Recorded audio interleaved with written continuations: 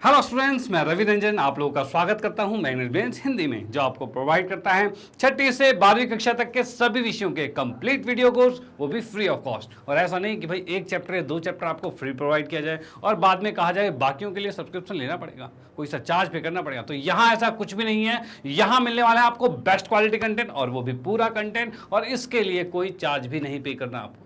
Okay, चलो भाई इसी के साथ करते हैं आज के सेशन को स्टार्ट। तो आज हम पढ़ने वाले हैं चतुर्भुज चैप्टर, जो कि कक्षा 9वीं का पार्ट 8 है, और इसका एक महत्वपूर्ण, कहते हैं मोस्ट इंपॉर्टेंट टॉपिक, जो कि है मध्य बिंदु परिमेय। आज इस परिमेय को सिद्ध करने वाले हैं। मतलब इस परिमेय में क्या है, ये परिमेय कहना क्या चाहता है, और ये क्यों फेमस है भाई, ऐसा क्या चीज़ है इसमें जो फेमस है, इतना ज़्यादा इंपॉर्टेंट है। तो चलो भाई देखते हैं क्या कहना चाहता है ये। तो भाई यहाँ पर मध्य बिंदु परिमेय के अंदर हम देखेंगे परिमेय 8.9 है। ये परिमेय आपके एनसीईआरटी बुक में परिमेय 8.9 है। और इसके अंदर आप देखो भाई परिमेय कहता क्या है। तो परिमेय कहता है कि किसी त्रिभुज के किन्हीं दो भुजाओं के मध्य बिंदु को मिलाने वाली रेखाखंड तीसरी भुजा के समांतर होती है। अब ये क्या कहना चाह रहा है, मैं इसको बना के बता देता हूँ, फिर आपके ज़्यादा समझ में आएगा। यहाँ पर ये कहना चाह रहा है कि एक त्रिभुज है हमारे पास, ठीक है, ये एक त्रिभुज हो गया। इस त्रिभुज में अगर मैं किसी दो भुजाओं के मध्य बिंदु, ये मध्य बिंदु मिला दी, इसको अगर मिला दूं, यानी किसी त्रिभुज में दो भुजाओं के मध्य बिंदु, इसका नाम मैंने कर दिया भाई ई है और एफ है, इस दोनों को अगर मिला दिया जाए तो ये ई एफ जो है वो बीसी के समांतर होगा। ये कहता है हमारा परिमेय 8.9, और इसी को कहा जाता है मध्य बिंदु परिमेय। डन। तो भाई ये कैसे होता है, इसको सिद्ध भी करना पड़ेगा, ऐसा तो नहीं भाई कह दिया तो कह दिया। तो हम आज इसको सिद्ध करने वाले हैं भाई, ये बात सत्य कैसे है, तो इसको हम सिद्ध करेंगे। तो सिद्ध करने के लिए हम स्टार्ट करते हैं क्वेश्चन को। क्वेश्चन में देखते हैं भाई किस तरह से सिद्ध होगा यहाँ पे। तो यहाँ पर मैं आपको बताने वाला हूँ, सबसे पहले हम लिखेंगे दिया है, भाई क्या क्या चीज़ दे रखी है हमें। भाई इसमें आया पहले दिया है, तो दिया है के अंदर यहाँ पर हमें एक त्रिभुज दिया हुआ है। तो त्रिभुज क्या है, त्रिभुज ए बी सी में, ठीक है, ई तथा एफ क्रमशः ए बी तथा ए सी का मध्य बिंदु है।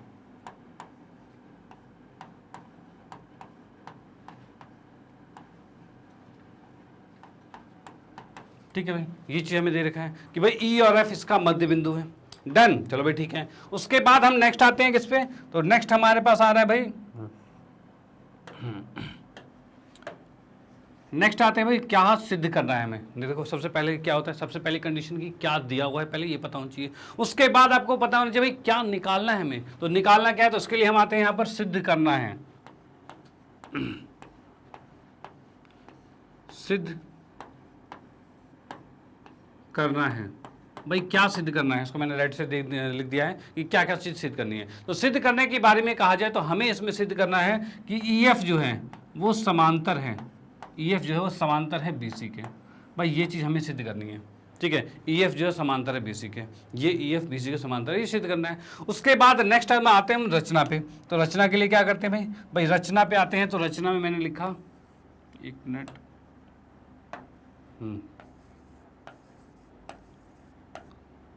रचना की बात करते हैं। तो रचना में क्या करेंगे, कुछ ऐसी चीज़ें करेंगे जिससे कि हम इसको बड़े आसानी से सॉल्व कर पाएँ, ठीक है। अपनी तरफ से कुछ चीज़ें इसमें बनाएंगे, और वो क्या बना रहे हैं, तो यहाँ पर मैं एक रेखा खींचूंगा, यहाँ पे इस तरीके से रेखा खींच दी, ठीक है। और इसका नाम क्या रख दे भाई, C D E F, F D, D लिख देते हैं, ये डी बिंदु है यहाँ पर, ठीक है। यहाँ पर हमने क्या किया, सी को डी से मिलाया, यानी कि सी डी को हमने समांतर खींच दिया है ए बी के। भाई सी डी एक रेखा खींची जो ए बी के समांतर है। डन। चलो भाई ठीक है। और उसके बाद ई एफ को जी तक बढ़ाया गया। मैं यहां से इसको बढ़ा देता हूं आगे, इसको आगे यहां पर बढ़ाया गया, और इसका नाम रख देते हैं जी, ठीक है, जी बना रख देते हैं नाम। तो यहां पर ई एफ को जी तक बढ़ाया गया,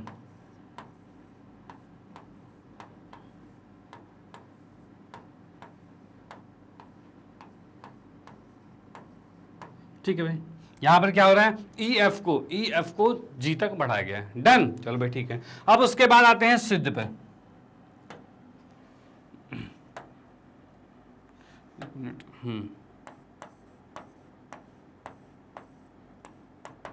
अब आगे फाइनली सिद्ध पर। कि हम सिद्ध कैसे करेंगे इसको। तो सिद्ध करने के लिए क्या करना पड़ेगा भाई, हमें करना है इसको इसके समांतर, ठीक है। तो सिद्ध करने के लिए क्या करना पड़ेगा, तो उसके लिए हमें पहले इन दोनों त्रिभुज को सर्वांगक्षम करना पड़ेगा। और ये त्रिभुज सर्वांगक्षम कैसे होंगे, तो बड़े प्यार से होंगे, कोई दिक्कत वाली बात नहीं। देखो भाई, देखते जाओ, होता जाएगा। हम यहाँ पर लिखते हैं भाई, कौन सा त्रिभुज लिख दिया हमने, AFE, त्रिभुज AFE तथा AFE, और उसके बाद आ जाएगा CFG, त्रिभुज CFG में भाई इसमें देखते हैं क्या क्या चीजें होंगी, ठीक है। इसमें देखते हैं क्या क्या चीजें बराबर हैं। तो यहां हम देख पा रहे हैं भाई, क्या क्या चीजें देख पा रहे हैं। तो पहली बात, AF जो है वो CF के बराबर है, AF CF के बराबर है। तो ये लिख दिया मैंने, AF CF के बराबर है। भाई क्यों बराबर है, ऐसा क्या रीजन है जो बराबर है। तो हमने शुरू में ही लिखा था क्या, E और F क्रमशः मध्य बिंदु हैं AB तथा AC के। ये F बिंदु AC का मध्य बिंदु है। अगर ये मध्य बिंदु है, इसका मतलब ये बराबर तो यही होगा। भाई मध्य बिंदु मतलब क्या होता है, आधा आधा बराबर 2 भागों में बांट देना, यही होता है। तो ये वाला इसके बराबर होगा, तो वही मैंने यहाँ लिखा है, AF बराबर CF। डन, पहली चीज होगी कंप्लीट। चलो भाई ठीक है। और उसके बाद नेक्स्ट की बात करते हैं। तो यहाँ पर हम देख सकते हैं, क्या ये वाला कोण इस कोण के बराबर होगा, भाई बिल्कुल होगा। क्यों होगा, तो भाई शीर्षा विमुख कोण है ये। तो हम यहां पर लिख सकते हैं कोण A और FE। अच्छा, इसको ना लाइन वाइज लिखेंगे तो ज्यादा बेटर रहेगा। लाइन वाइज क्यों, लाइन वाइज का मतलब क्या है, तो मैं लिख देता हूं, पहले लिख देता हूं कोण AFE बराबर में कोण CFG, ठीक है। और उसके बाद मैंने लिख दिया AF बराबर में FC। कोई दिक्कत वाली बात नहीं, वो भी ठीक था, बट ये थोड़ा सा ज़्यादा आपको अच्छा दिखेगा, ठीक है, और बिल्कुल एक तरीके से दिखेगा। तो यहाँ पर हम देख रहे हैं भाई, ये हमने कोण को बराबर लिखा, इस कोण को इसके बराबर लिखा। उसका रीज़न क्या है, तो ये है शीर्षाभिमुख कोण, यही है। तो हम इसको लिखते हैं शीर्षाभिमुख कोण। भाई रीज़न हमने लिख दिया शीर्षाभिमुख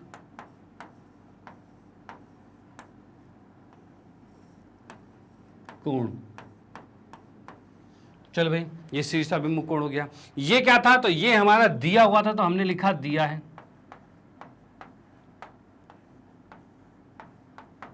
ठीक है भाई, ये लिख दिया दिया है। अब उसके बाद क्या है भाई, यहां पर हमने देख लिया ये शीर्षाभिमुख कोण है, ठीक है, ये चीज दे रखी है। और उसके बाद क्या ये कोण भी इसके बराबर है, बता दो। तो भाई हमें पता है ये रेखा इसके समांतर है और बीच में से एक तिर्यक रेखा काट रही है, तो ये अंतः एकांतर कोण तो बराबर ही होंगे। तो यहां पर हम लिख सकते हैं क्या भाई, कोण EAF, कोण EAF बराबर होगा कोण FCG, ठीक है। और इसमें लिखेंगे अंतः एकांतर कोण। भाई अंतः एकांतर कोण हो गया, डन। चलो भाई ठीक है, ये आ गया अंतः एकांतर कोण। अब यहां पर हमने देखा 3 चीजें बराबर हो गई दोनों में, मतलब इन दोनों त्रिभुज में पहले कोण बराबर है, फिर भुजा बराबर है, फिर कोण बराबर है। तो यहां पर बिल्कुल लाइन वाइज हो रहा है, कोण भुजा कोण से ये दोनों त्रिभुज सर्वांगक्षम हो गए। तो हम यहां पर लिख सकते हैं, तब त्रिभुज AFE ये सर्वांगक्षम हो गया है, त्रिभुज CFG, ठीक है भाई, ये दोनों त्रिभुज आपस में सर्वांगक्षम हो गए हैं। चलो भाई बहुत बढ़िया, दोनों त्रिभुज सर्वांगक्षम हो गए। रीजन क्या है इसका, तो रीजन आ रहा है भुजा कोण भुजा, सॉरी कोण भुजा कोण है। तो यहां पर हम लिखेंगे क्या, तो यहां हमने लिख दिया भाई, रीजन आ गया कोण भुजा कोण से ये सर्वांगक्षम हो चुका है। यहां पर हमने सिद्ध किया, बिल्कुल बिल्कुल ठीक है। तो यहां से हमें क्या दिख गया कि ये त्रिभुज इसके सर्वांगक्षम हो गया है। चलो भाई, सर्वांगक्षम होने से अब क्या फायदा, तो फायदा ये है कि यहां से हम कह सकते हैं तब AE बराबर में CG होगा। तो लिखेंगे तब AE बराबर में CG होगा, ठीक है। यहां देख सकते हो AE जो है वो बराबर में CG होगा, डन। अच्छा, AE किसके बराबर था, तो AE जो था वो BE के बराबर था कि नहीं था भाई। यहां पर हमने कहा कि E जो है वो AB का मध्य बिंदु है, E जो है वो AB का मध्य बिंदु है। तो अगर E मध्य बिंदु है तो ये हिस्सा इसके बराबर तो होगा ही होगा। तो क्या मैं इसको भी बराबर लिख सकता हूं, तो भाई बिल्कुल लिख सकते हैं। तो यहां पर हम लिख देंगे बराबर में, अच्छा अगले स्टेप में लिखेंगे, ज्यादा अच्छा रहेगा। तो यहां पर तो लिख दिया हमने CP CT से, भाई यहाँ पर लिख दिया दोनों CPCT से। क्यों? क्योंकि दो त्रिभुज सर्वांगसम थे, उसके अनुसार हमने उनकी भुजाएं बराबर रखी है। ये दोनों क्यों बराबर हुए? क्योंकि दोनों सर्वांगसम थे। डन, और उसका रीजन CPCT हो गया। अब यहाँ पर ये दोनों बराबर है और साथ में मैं ये भी लिख सकता हूं कि अब कह सकते हैं BE बराबर में AE बराबर में CG, और इसका रीजन होगा, इसका रीजन क्या है? तो ये तो दिया हुआ है, तो हम लिख सकते हैं दिया है।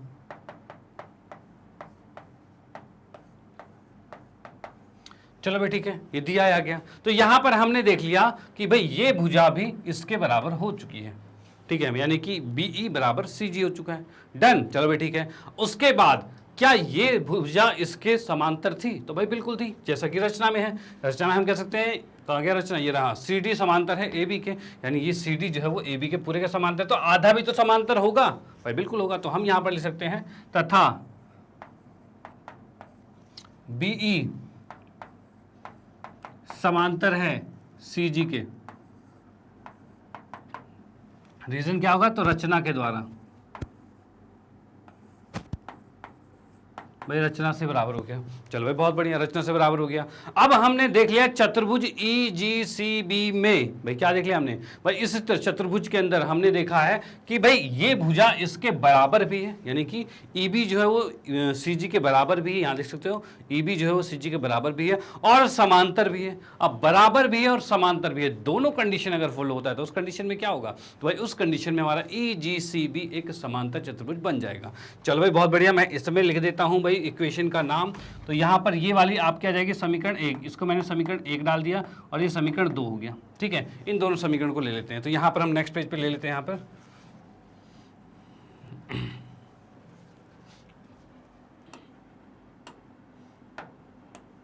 हाँ जी, लिखा मैंने समीकरण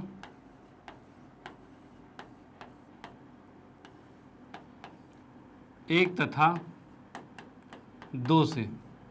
भाई यहाँ पर हम देख लिया समीकरण 1 तथा 2 से क्या हो रहा है। तो समीकरण 1 और 2 से हम कह सकते हैं कि वो चतुर्भुज जो है, जो कि नाम क्या है इसका? भाई EGCB या BCEG कुछ भी लिख सकते हैं। तो EGCB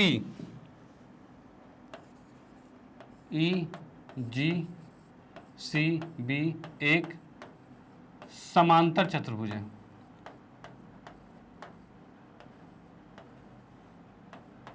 चलो भाई, समांतर चतुर्भुज, क्या हमें समांतर चतुर्भुज निकालना था? क्या हमें ये समांतर चतुर्भुज सिद्ध करना था? तो नहीं, हमें सिद्ध करना था कि EF जो है समांतर है BC के, यही सिद्ध करना था भाई, EF समांतर BC के। और यहां पर देख लो कि हमने जब इस चतुर्भुज को समांतर चतुर्भुज सिद्ध कर दिया है, तो उस कारण से भाई ये भुजा इसके समांतर तो होगी, तो भाई बिल्कुल होगी। तो हम यहां लिख सकते हैं क्या? तब E और क्या नाम है F समांतर होगा BC के, ठीक है। और ये हमारा सिद्ध हो गया, ठीक है, ये सिद्ध हो चुका है। और इसी के साथ ये तो यहां पर सिद्ध हो गया है, और इसी के साथ हम कह सकते हैं, एक चीज मैं और बता देता हूं यहां पर, कि यहां पर ये रेखा इसके समांतर तो होती है और साथ ही साथ ये रेखा इसकी आधी भी होती है। और आधी कैसे होती है? तो यहां पर हम इसी के साथ लिखते हैं तथा EF जो है वो बराबर होगा BC के। भाई क्यों नहीं होगा बराबर? बिल्कुल बराबर होगा, समांतर चतुर्भुज है तो उसके आमने सामने की भुजाएं तो बराबर होती है। तो हम कह सकते हैं EF जो है वो EF नहीं EG है, EG समांतर चतुर्भुज की भुजाएं, ठीक है। तो EG जो है वो बराबर होगा, यहां से कह सकते हैं EG जो होगा वो बराबर होगा BC के। भाई कह सकते हैं ना EG जो होगा BC के बराबर होगा। भाई समांतर चतुर्भुज के आमने सामने की भुजाएं बराबर होती है।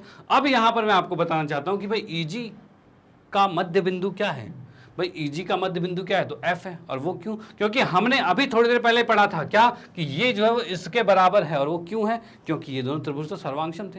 भाई सभी सिद्ध किया सर्वांगसम, तो ये भुजा इसके बराबर होगा। तो हम लिख सकते हैं ये भुजा इसके बराबर है, यानी कि मैं लिख सकता हूं तथा,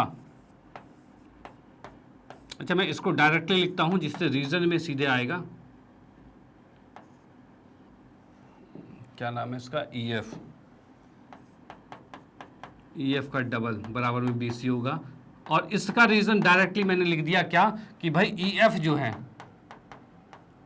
वो बराबर है किसके? FG के। EF जो है वो बराबर है FG के, ये लिख दिया हमने।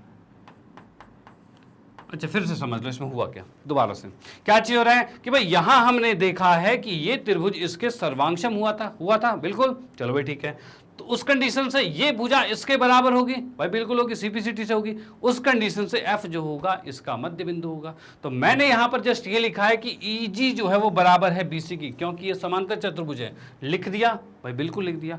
अब इस ईजी को क्या 2 ईएफ लिखा जा सकता है, क्योंकि दोनों तो बराबर थे, तो 2 ईएफ लिखा जा सकता है। तो मैंने यहां पर वो लिख दिया है भाई, 2 ईएफ लिख दिया है। और इस कंडीशन से हम कह सकते हैं ईएफ बराबर क्या हो जाएगा, बीसी का हाफ हो जाएगा, ठीक है। तो ये भी चीज याद रखना, और ये चीज तो है ही हमारे पास, ये आ गया। हाँ, ये 2 चीज हमारी सिद्ध हो चुकी है कि भाई यहां पर कंडीशन सिद्ध ये हुई है कि अगर किसी त्रिभुज में 2 मध्य बिंदु, यानी कि कोई भी 2 भुजाओं के मध्य बिंदु को आपस में मिलाया जाएगा तो वो तीसरी भुजा के समांतर होगा, और साथ ही साथ तीसरी भुजा के आधा भी होगा।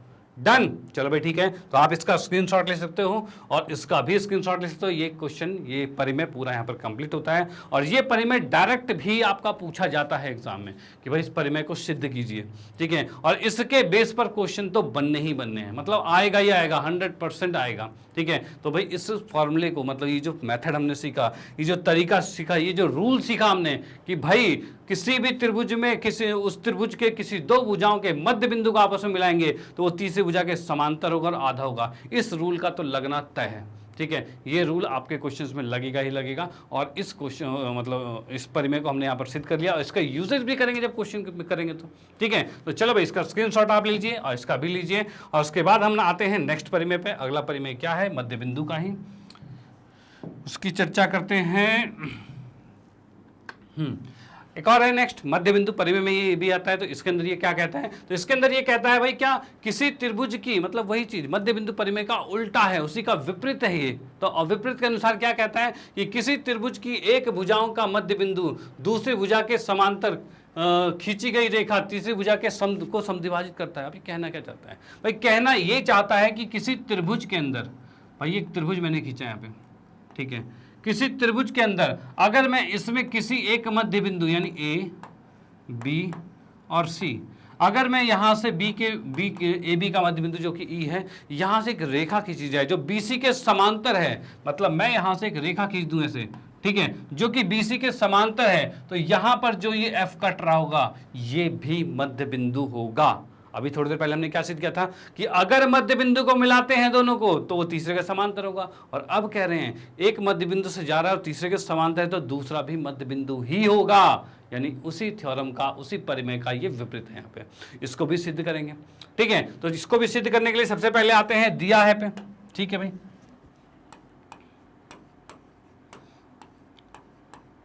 दिया है में आ जाते हैं भाई, क्या चीज है, तो दिया है की बात करें तो यहां पर हमें क्या क्या चीज दे रखा है, तो इसमें दे रखा है हमें त्रिभुज ए बी सी में, भाई त्रिभुज ए बी सी में हमें दे रखा है ई जो है ए बी का मध्य बिंदु है,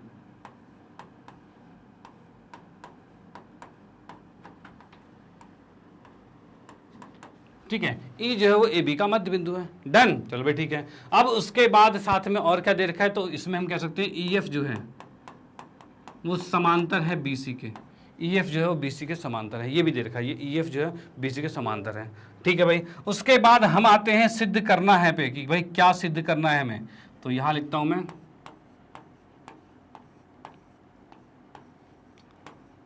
सिद्ध करना है। तो सिद्ध करना है कि कंडीशन में आते हैं, तो यहां पर हमें क्या सिद्ध करना है, तो सिद्ध करना है कि एफ ए सी का मध्य बिंदु है,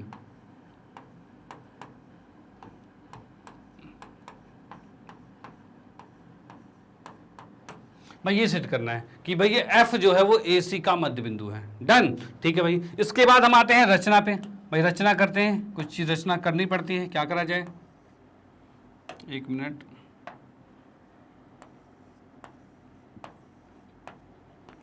ठीक है भाई। रचना में हम क्या करेंगे, तो रचना में हम सेम रचना करेंगे जो पिछले परिमेय में की थी, और वो रचना क्या चीज हो रही है हमारे पास, तो हम यहां पर कहते हैं भाई रचना में आएंगे तो यहां से एक रेखा खींची जाएगी, ये रेखा खींची हमने, और इसका नाम रख दिया हमने सी के बाद यहां पर डी रख दिया है, ठीक है, और यहां पर ये रख दिया हमने जी रख दिया है, ठीक है भाई, ये चीज हो गया। अब यहां पर मैंने क्या किया, एक रेखा खींची है जो CD रेखा खींची है और वो रेखा AB के समांतर है, ये हमारी रचना में। तो हम यहां पर लिख देते हैं भाई, रचना में हमने किया है CD समांतर खींचा है किसके AB के, ठीक है भाई, और EF को G तक बढ़ाया,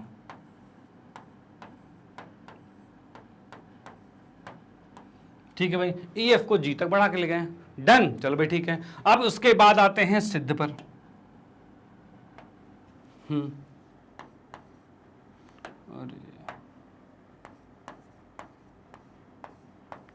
सिद्ध में क्या करेंगे, तो सिद्ध में क्या करने वाले हैं, तो फिर से हम वही चीज करने वाले हैं, इस त्रिभुज को इसके सर्वांगशम सिद्ध करने वाले हैं और उसके बाद चीजें बड़े आसान तरीके से होगी। तो भाई देखते हैं कैसे सर्वांगशम होगा ये। तो यहां पर हम देखेंगे भाई त्रिभुज, कौन सा त्रिभुज भाई, क्या नाम है, तो भाई AFE, त्रिभुज AFE, ठीक है। ये इसको सर्वांगशम करना है किसके साथ, तथा CFG, ये करेंगे,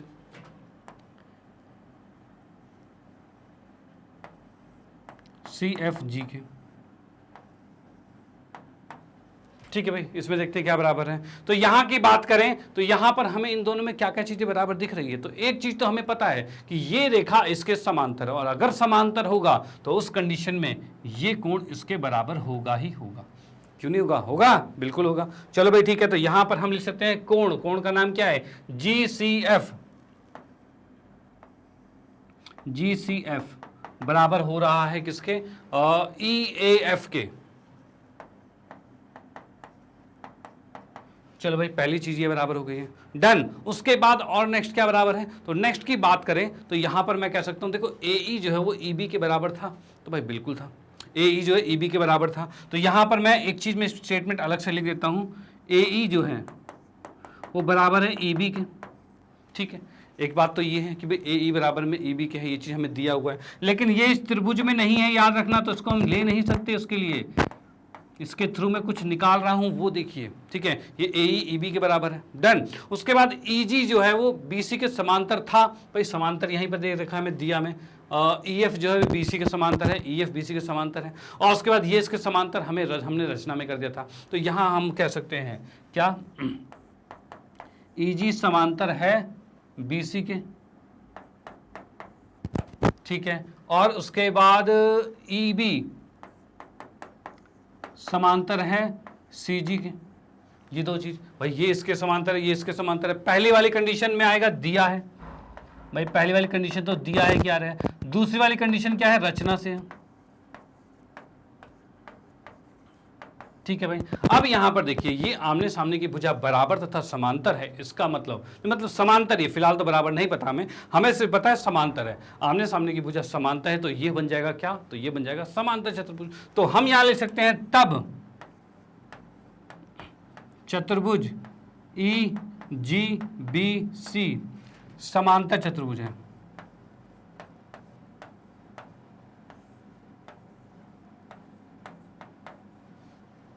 ठीक है भाई, समांतर चतुर्भुज हो गया। अब समांतर चतुर्भुज का मतलब क्या हो जाएगा भाई, समांतर चतुर्भुज है, इसका मतलब क्या हो जाएगा, इसका मतलब हो जाएगा आमने सामने की भुजाएं भी बराबर हो गई। तो यानी मैं कह सकता हूं तब EB जो है वो CG के बराबर होगा। तो हम लिख सकते हैं तब EB बराबर में CG आएगा, ठीक है भाई। हम कह सकते हैं भाई EB जो है वो CG के बराबर होगा, डन। चलो भाई ठीक है, ये हो गया। तो इसको मैंने लिख दिया समीकरण 2, और यहां पर एक और चीज हमने लिखी थी, ये दिया है तो इसको लिखा समीकरण 1। इससे क्या पता चल रहा है ये बताइए मुझे, AE और EB बराबर है, AE और EB बराबर है, और EB और CG बराबर है, यानी इससे पता चलता है तीनों चीजें बराबर हो गई। तो हम यहां पर लिख सकते हैं समीकरण 1 और 2 से,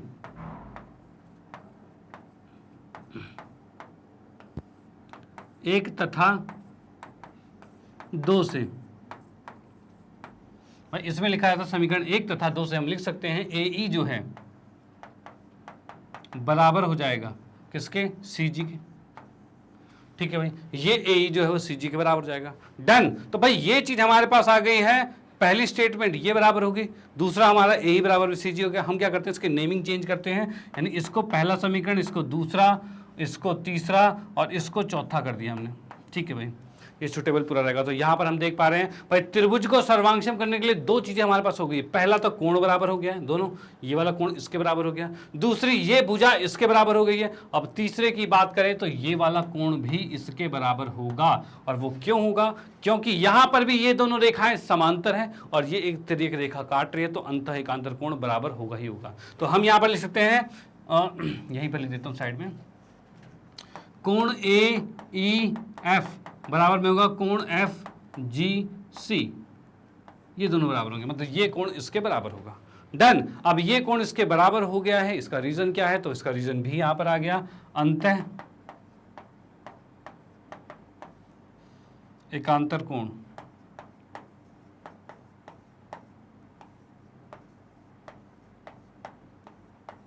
ठीक है भाई, ये अंतः एकांतर कोण हो गया। और यहां की बात करें तो यहां पर भी हमारा सेम रीजन आ रहा था, यहां पर जो हमने कोण बराबर किया था, तो यहां पर भी हम लिख सकते हैं भाई अंतः एकांतर कोण, अंतः एकांतर।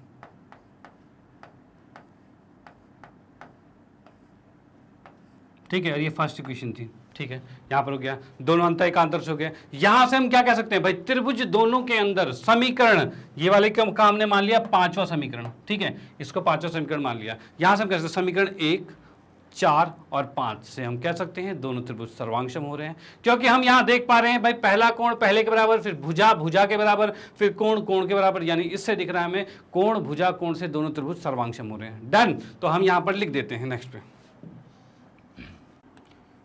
त्रिभुज ए एफ ई सर्वांगक्षम होगा त्रिभुज सी एफ जी के, और इसका रीजन हमारे पास होगा कोण भुजा कोण, ये चीज होगा।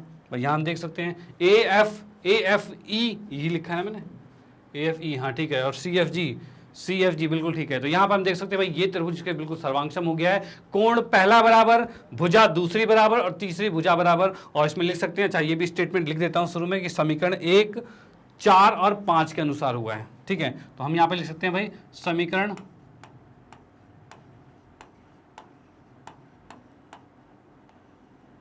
1, 4 तथा 5 से, भाई इससे हो रहा है यहाँ पर। ठीक है, 1, 4 और 5 से हमने देख लिया दोनों त्रिभुज सर्वांगक्षम हो गए। अब भाई सर्वांगक्षम करके क्या करना है हमें, सर्वांगक्षम करने से क्या करना है हमें? देखो हमें सिद्ध क्या करना था, सिद्ध करना था एफ जो है वो AC का आधा है, हमें सिद्ध करना था एफ जो है वो AC का आधा है। और यहां से हमने क्या देख लिया भाई, दोनों त्रिभुज सर्वांगक्षम होगा। सर्वांगक्षम का मतलब क्या है कि AF बराबर में FC होगा ही होगा। तो यहां हम लिखेंगे तब AF बराबर में FC होगा, और इसका रीजन क्या होगा?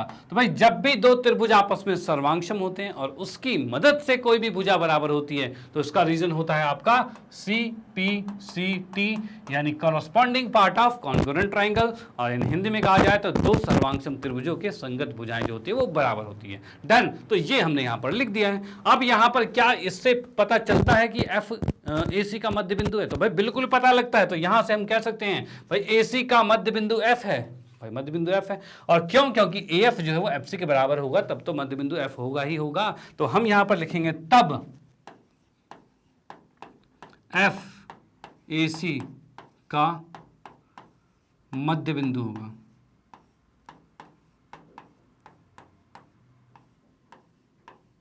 चलो भी ठीक है, ये चीज डन हो गया।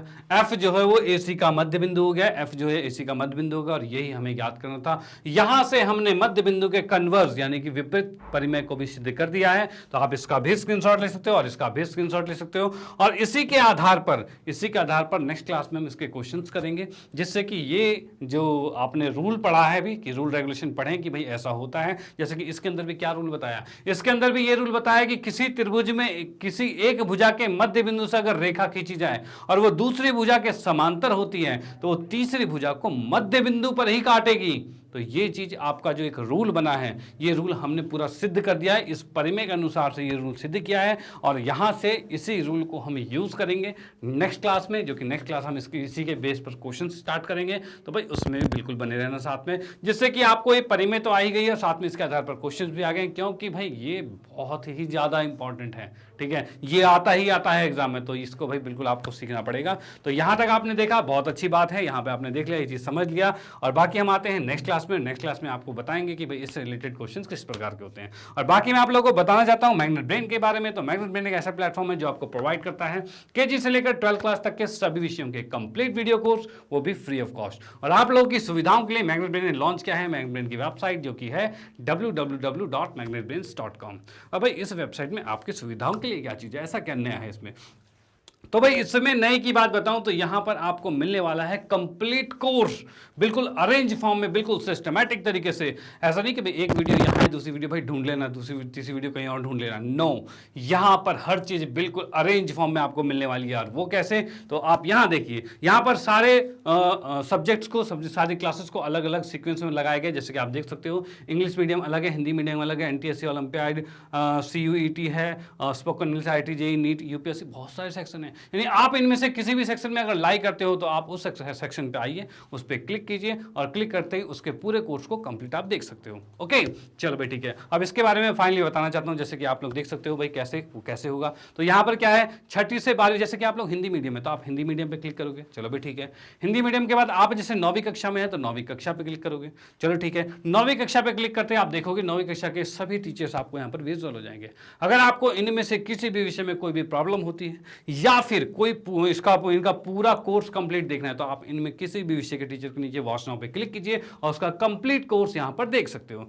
फॉर एग्जांपल जैसे कि आपको मैथमेटिक्स का देखना है पूरा कोर्स, तो मेरे सामने नीचे वॉच नाउ है, वॉच नाउ पे क्लिक कीजिए और क्लिक करते ही आप देखोगे कुछ इस तरह का इंटरफेस आपके सामने आएगा, जिसके अंदर आप देख सकते हैं कि भाई पाठ्यक्रम परिचय, संख्या पद्धति, और स्क्रॉल डाउन नीचे करोगे तो बहुत से चैप्टर्स यहाँ पर मौजूद हैं। अब भाई इन चैप्टर्स में ऐसा क्या क्या चीज़ है यहाँ पे, तो इसके बारे में आपको बताना चाहता हूँ। तो यहाँ पर आपके पास सबसे पहले जैसे आप चैप्टर को क्लिक करोगे, क्लिक करते आप देखोगे उसके अंदर पहले उस चैप्टर के कॉन्सेप्ट को समझाया गया बिल्कुल तरीके से, ठीक है। मतलब first of all concept video, क्या क्या चीज चैप्टर में है।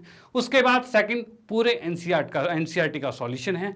और उसके बाद एक one shot video, one shot मतलब क्या है कि पूरे चैप्टर को एक बार में कंप्लीट रिवाइज करवाया गया, डन। चलो भाई उसके बाद क्या है, तो भाई उसके MCQs क्वेश्चंस, यानी कि उसके कहते हैं ना उसके कॉन्सेप्ट को और बिल्डअप करने के लिए, और जैसा कि आप लोगों को पता है आजकल एग्जाम में MCQs आ रहे हैं, तो उसके बाद MCQs के क्वेश्चंस वहां पर पूरे अरेंज किए हुए हैं और वो भी आपके सामने विजुअल है। तो आपके पास यहां पर पूरा कंप्लीट कोर्स का पैकेज मिल रहा है, यानी अब आपको कहीं भी बाहर जाने की जरूरत नहीं है, कोई भी कोर्स परचेज करने की जरूरत नहीं है, कोई भी ट्यूशन क्लासेस की ज्यादा जरूरत नहीं है, ठीक है। यहां पर हर चीजें बेस्ट क्वालिटी में बेस्ट कंटेंट आपको मिल रहा है, तो भाई इसका फायदा बिल्कुल उठाइए। ओके चलो, और जैसे उस पर क्लिक करते हो आप तो इस तरह से वीडियो आपके सामने प्ले हो जाएगी और प्ले होते ही आप उसका पूरा फायदा उठा पाओगे। और उसके बाद फाइनली मैं आपको बताना चाहता हूं, जैसे कि आप लोगों को पता है हिंदी मीडियम में कोर्सेज भी लॉन्च हो रखे हैं और यहां पर आपको 6ठी से 12वीं कक्षा तक के सभी विषयों के कंप्लीट वीडियो कोर्स यहां पर मौजूद हैं, जिनका भाई आप तो फायदा उठा ही रहे हो। तो इन चीज़ों को आप अपने फ्रेंड सर्कल में, रिलेटिव में, या फिर कोई भी जान पहचान है जो इन कक्षाओं में पढ़ते हैं, उनको ये चीज़ें सजेस्ट कीजिए, जिससे भाई उनको भी इसका फायदा मिल पाए। भाई आपको फायदा मिल रहा है, उनको फायदा मिले, बहुत अच्छी बात होगी। और इसी के साथ कहना चाहता हूँ, अगर वीडियो आपको अच्छी लगती है तो इसको लाइक कीजिए, न्यू है तो सब्सक्राइब कीजिए और शेयर तो आप करते रहिए। Okay bye, thank you.